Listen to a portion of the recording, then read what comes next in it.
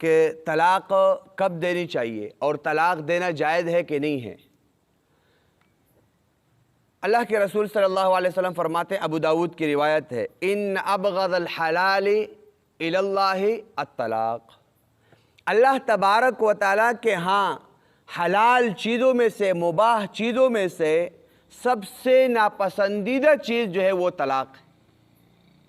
سب سے ناپسندیدہ چیز کیا ہے؟ وہ طلاق ہے۔ یہ ابو داود کی روایت ہے۔ دوسری روایت میں ہے کہ وہ عورتیں جو بلا عذر شرعی کے اپنے شوہر سے طلاق مانگتی ہے، ایسی عورت کے لیے اللہ کے رسول صلی اللہ علیہ وسلم نے فرمایا جنت کی خوشبو سونگھنا حرام ہے۔ آپ اندازہ کریں، وہ عورت جو بلا عذر شرعی کے اپنے شوہر سے طلاق مانگتی ہے تو ایسی عورت کے لیے جنت کی خوشبو تک حرام ہے۔ یہ مسند احمد کی روایت ہے، ترمذی میں بھی موجود ہے۔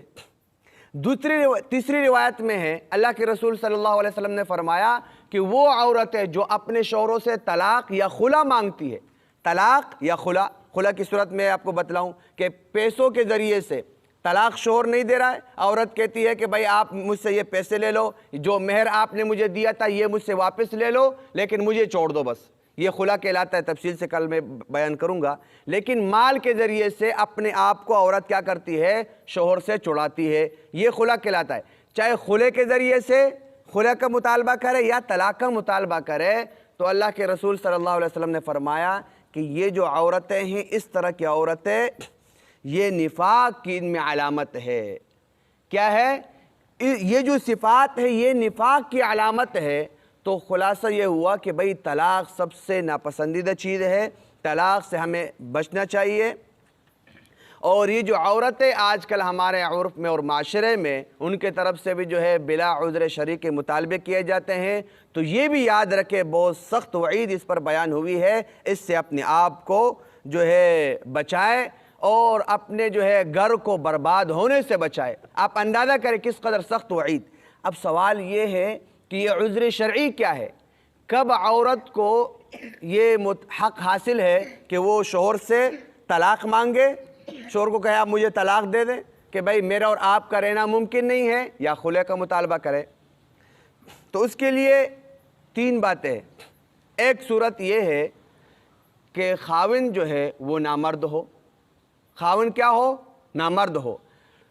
وہ باوجود اس کے کہ بھائی علاج وغیرہ، چلو بھائی اس میں بیان کیا گیا ہے، فقہ نے بیان کیا کہ اس کو کچھ مہلت دیا جائے، قاضی کے پاس لے جایا جائے اور وہ اس کو مہلت دے گا بھئی آپ 1 سال کے اندر علاج وغیرہ کریں۔ اگر پھر بھی نہیں ہے تو عورت دوبارہ مطالبہ کرے گی اور پھر وہ اس سے جو ہے طلاق وغیرہ لے سکتی ہے۔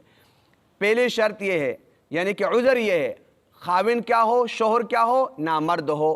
دوسری شرط، خاوند جو ہے نان نفقہ نہیں دیتا ہو۔ نان نفقہ کیا ہے؟ کھانا پینا، رہنے کے جو اسباب ہیں، پہننے کے کپڑے ہیں اور رہائش کے جو انتظامات ہیں اپنے وسعت کے مطابق، یہ مراد ہے۔ کھانے پینے کے اسباب شوہر کے وسعت کے مطابق، اگر یہ بھی نہیں دیتا ہو تب بھی عورت مطالبہ کر سکتی ہے کہ مجھے آپ کے ساتھ نہیں رہنا ہے، آپ اس کے بھی اہل نہیں ہے کہ آپ مجھے جو میرا واجب حق بنتا ہے آپ مجھے نان نفقہ دیں، تو اس صورت میں میں آپ کے ساتھ نہیں رہتا۔ تو یہ بھی کیا ہے؟ عذر ہے۔ تیسری صورت کیا ہے کہ بلا وجہ اکثر مارتا رہتا ہو، بلا وجہ۔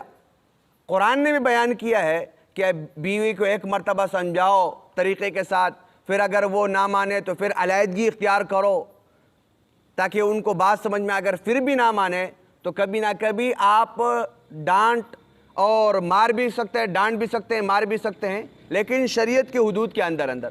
لیکن یہ ہے کہ ایک آدمی جانوروں کی طرح مارتا رہتا ہے، اگر اکثر مارتا رہتا ہے بلا عذر، تو یہ 3 باتیں ہوئی، خاوند نامرد ہو، یا جو ہے نان نفقہ دینے پر قدرت نہیں رکھتا ہو یا نہیں دیتا ہو، تیسری صورت کیا ہے؟ بلا وجہ اکثر مارتا رہتا ہو، تو یہ عذر ہے۔ ایسی عذر کی صورت میں عورت مطالبہ کر سکتی ہے کہ مجھے طلاق دیا جائے یا مجھے جو ہے خلع دیا جائے۔ بات سمجھ میں آئی؟ اگر اس کے بغیر عورت مطالبہ کرے گی تو ایسے عورت کے لیے یہ جو وعید بیان ہوئی ہے میرے اور آپ کے سامنے اللہ کے رسول نے فرمایا جو عورت بلا عذر شرعی کے اپنے شوہر سے طلاق یا خلا کا مطالبہ کرے یہ عورت جنت کی خوشبو تک نہیں سونگھ سکتی۔ مسند احمد کی روایت۔